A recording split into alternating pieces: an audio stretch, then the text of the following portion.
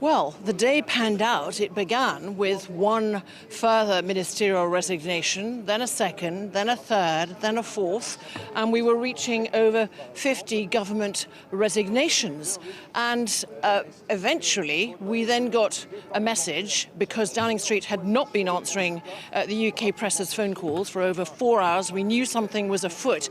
And the combative, defiant Prime Minister, who at Prime Minister's questions only yesterday, then in a over 2-hour grilling before senior MPs in the afternoon on all manner of subjects, Russia, the war in Ukraine, the British economy and integrity in politics, interesting one, that one, having said to, in reply to one question, how's it going, how's your week going, Prime Minister, yesterday, he said terrific. Then he was asked yesterday whether he would still be Prime Minister today, and he answered, of course.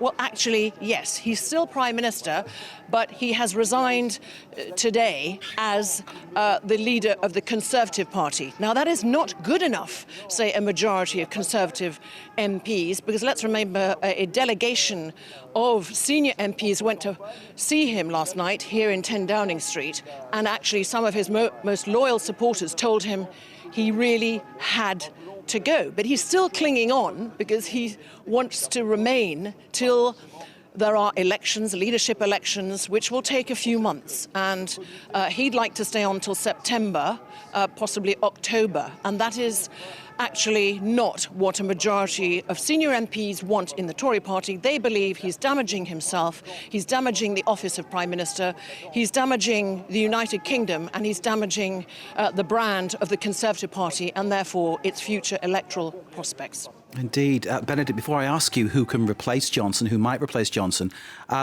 John Major, former leader, he's among those who've criticised the fact that Johnson is staying on. What other comments have been made?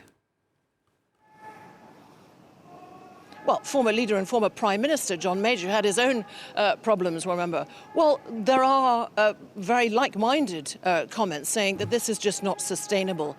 And even though allies of Boris Johnson have said throughout the day, look, the reason he's actually, which feels a bit surreal here, he has made new appointments to the government and has said that he intends to be a caretaker Prime Minister, will not make any big decisions. The fact is that events can overtake a Prime Minister, and he could have to make all kinds of decisions.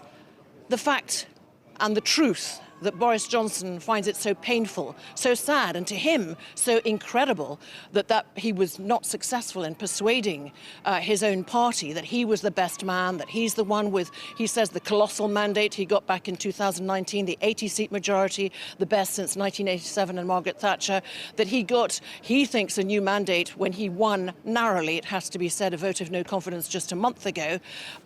They think, as I said, that he is going to further damage the office of Prime Minister and the Conservative Party. So one of the things that we've been hearing all day is the possibility that the DPM, the Deputy Prime Minister, Dominic Raab, could be that person. So now we're looking at a scenario where the 1922 influential committee, who has brought forward its election of its new executive, a new executive that would be prone and likely to actually agree new rules that would therefore allow a second vote of confidence, and that could be as soon as next Monday. So we're in a scenario where if Boris Johnson insists on remaining in the office of Prime Minister, no longer leader of the Conservative Party, that we could have a vote of no confidence in Boris Johnson as of next Tuesday or Wednesday.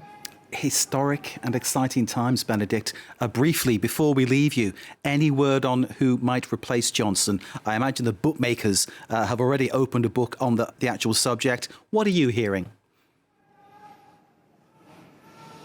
Well, about a month ago, I said on France 24 that it was a question of when, not if, the Prime Minister would be leaving. I also said on the airwaves that I thought that Ben Wallace, the Defence Secretary, was somebody to watch. He is the favourite of the bookmakers, predicting who will eventually be when the there's going to be a wide field. There are runners and riders.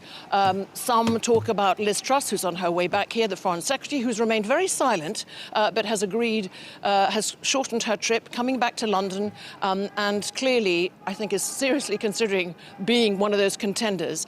But it's clear that people like Ben Wallace, the Defence Secretary, possibly Sajid Javid, possibly the new Chancellor, Nadim Zahawi, only 48 hours now in the job. Those are names that are very much being bandied about. But eventually what the Tory party will do is it will whittle down however many candidates there are.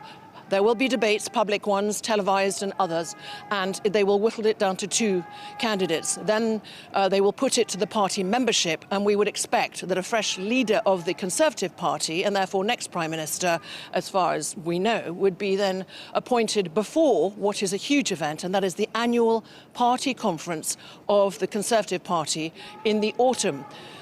But before that, it is clear that the Tory party actually wants somebody else to be Prime Minister. And that battle is still going on in 10 Downing Street in Parliament. Summer recess is the 22nd of July. What will happen between now and the 22nd of July? Not long to wait. We will be here. We will analyse. We will watch. We may sometimes predict. We hope we will get it right. Benedict Pavio,